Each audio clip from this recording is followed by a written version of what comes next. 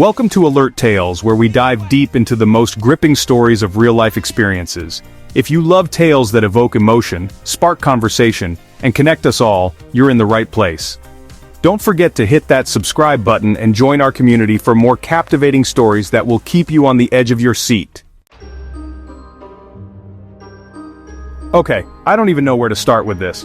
I'm straight, or at least I've always thought I was. But this girl is making me question everything. She's been my gym buddy for a couple of months now, and honestly, she's the reason I even started going in the first place.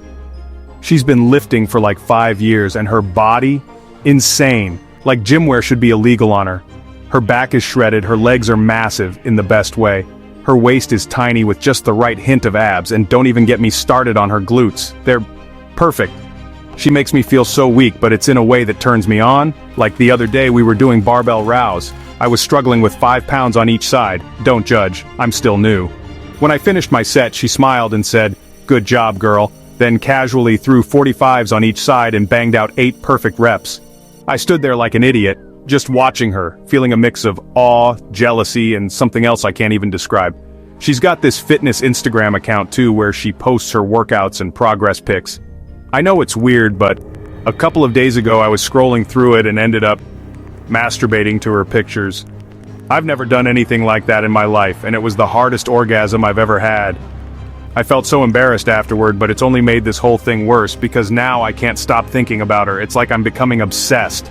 She makes me feel the way a man usually does. She's strong, confident, powerful.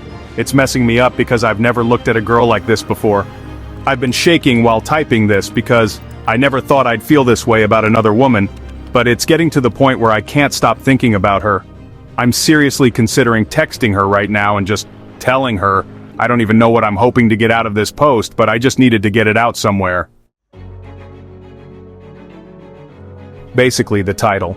Me, 44-year-old female, and my husband, 42-year-old male, have been together for nearly 17 years now. We have 2 children and everything seemed fine. Our neighbor had children 2 years after we moved together.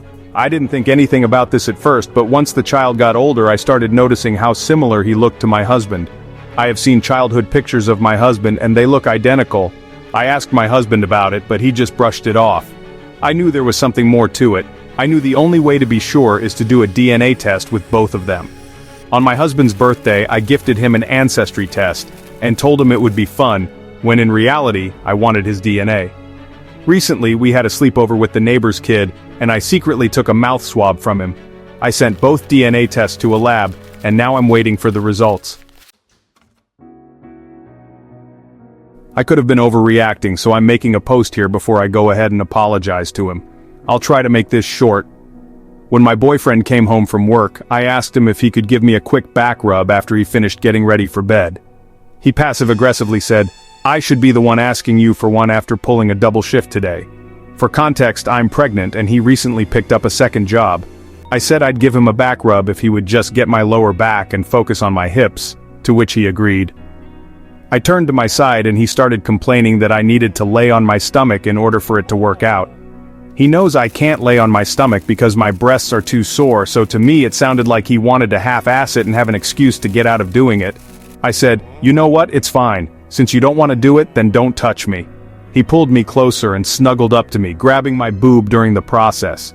I flipped out and he said, "Oh, I'm so sorry, I forgot, babe." I was dumbfounded as to how he could forget. To cut to the point, I told him to go sleep in the living room. He said, "I think it's funny how you hate me right now," and I asked him to further explain because I don't hate him. He replied, "You're so vulnerable right now, yet you're always starting shit. If I wanted to be an ass, then I could hurt you so bad. You just don't understand how lucky you are that I love you." And with that, I told him to get out of the room because I was disgusted with him. He complained about being sore and told me I could deal with him sleeping in bed for the night. I kept scooting away from him and he laughed and said I was being ridiculous and to stop. I told him he was being the worst and how he didn't understand. By that point I was crying and he said he was too tired to deal with my emotions and it didn't matter since it was just hormones anyway. I broke up with him and slept on a blow-up mattress in the living room. Now I'm wondering if I'm overreacting. Obviously he's going through it, we both are, and I may have been too demanding. So with all the events that happened, do you think I overreacted? Pretty much what I said. I, a 49-year-old woman, have been married to my husband, a 58-year-old man, for almost 10 years. It's usually great until it isn't. My husband has had 3 traumatic brain injuries which resulted in a stroke in his 30s. He is generally mild-mannered and a great guy, but then something small will set him off, and it's like a switch flips in his brain. He yells and breaks things. He shoved me once years ago, but other than throwing things at me, it hasn't gotten physical. On Wednesday before Thanksgiving, I found out offhand that he had given a woman who works in a local restaurant a baseball cap. This bothered me. I would never give a man a gift without clearing it with him first. I brought up the subject on Thanksgiving Day, and it set him off. Cue the yelling and screaming. He ignored me on Friday. That brings us to today. We had plans to go to a Christmas market today. I attempted to leave by myself, and he got upset. He actually dragged his clothes drawers out to our fire pit outside and set them on fire, then dragged his dresser out and threw it on the fire, screaming he was killing himself next. My parents live up the hill from my house, so I called my dad. No help there. He told me he didn't know what to say. I called my brother, who just told me to call 911 and let him know how it turned out. I ended up calling 911 and they sent out 3 officers who pretty much told me he wasn't committing a crime by burning his stuff and said I should leave for a while. Here I am, literally just sitting on a bench under a bridge wondering if my house is on fire at this point. FML. So I worked for a company a few years ago that worked with technicians. Some details may be a little fuzzy as it has been a while, and it was all secondhand info. There was a tech who went out to a house in Roanoke, Virginia, and when he got there was a single woman inside. He was trying to ask her questions and she kept saying the boss was gone. There wasn't really any furniture. It was pretty much bare in the parts of the house he could see. He needed to get into the basement though for, I think it was the fuse box, so he walked around the house trying to find a way in. He started to be able to hear screaming, and not 100% sure how, but he was able to find a way into the basement and found 7 women chained up. He called my boss to ask what he should do, and she called her boss, who said that he needed to get out of there and call the police. So the tech got out and told the woman he'd originally met that he left some tools in his truck that he needed to go get. Then he went around the corner of the block, I believe, to a diner where he called the police. The cops came and did an investigation and saved the women. The man who had hired the company in the first place called later that day to ask where the tech was and how the installation was going. So as far as I know, he didn't know the women were gone at that point. An investigator talked to my boss who said the tech needed to go out there and finish the job like nothing was wrong.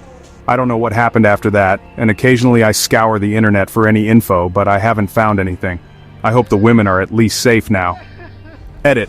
To clear up a couple of things, the secondhand info was me listening to my boss, who was on the calls, and her telling me about what was going on. I didn't talk to the tech himself, hence the secondhand info. He didn't drive to the diner. He walked there to make it look like he was still somewhere nearby to make his excuse make sense. The women were rescued, as far as I know. The investigator call was much later.